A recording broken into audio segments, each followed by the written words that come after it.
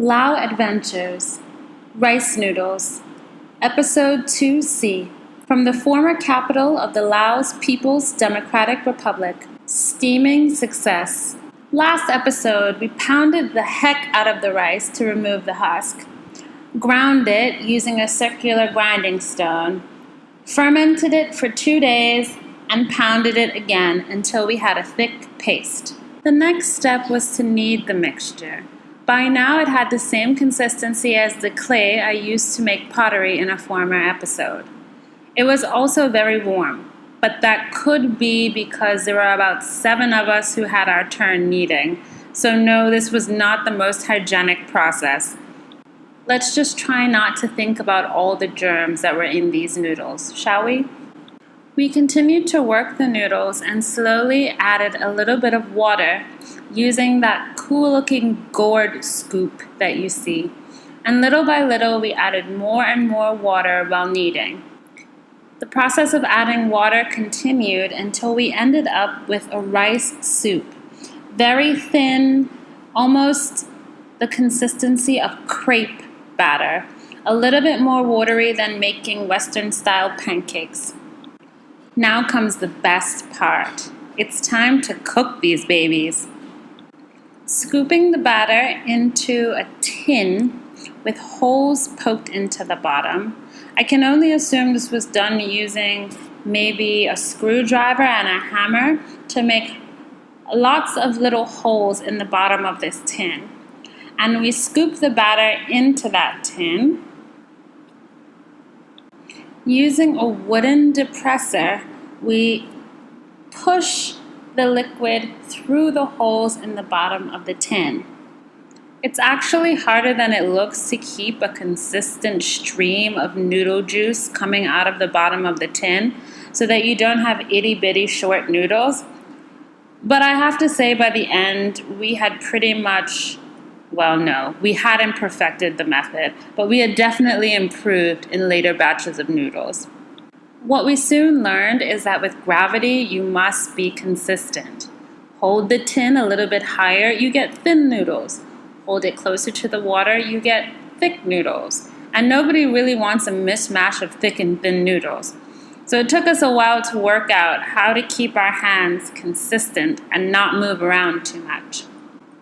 Once the noodles drop into the water, you leave them to let them boil until they start to rise to the top.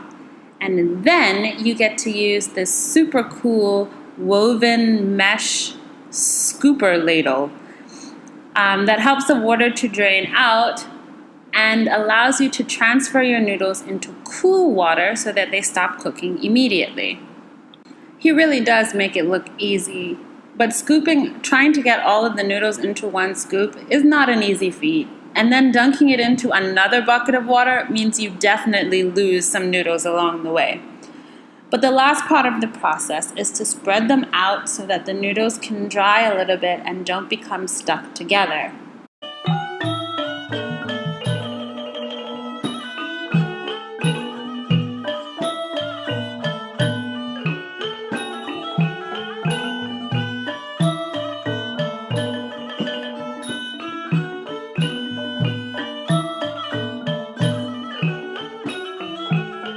Okay, so this was my turn. Drizzle.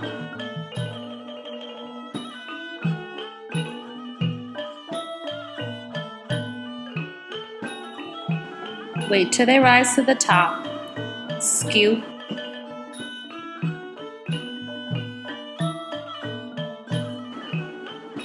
Dunk in cold water.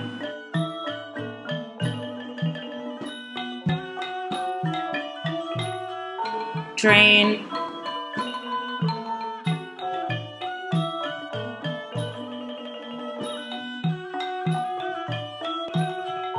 Lay out to dry.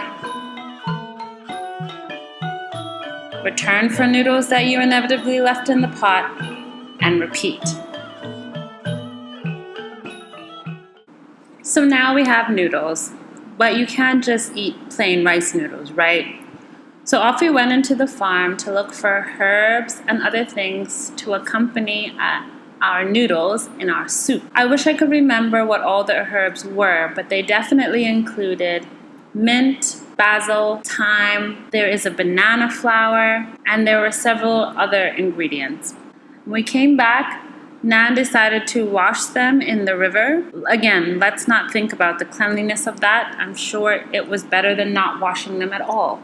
We assembled our beautifully fresh vegetables and our wonderfully made noodles into a bowl and topped them with hot, boiling water.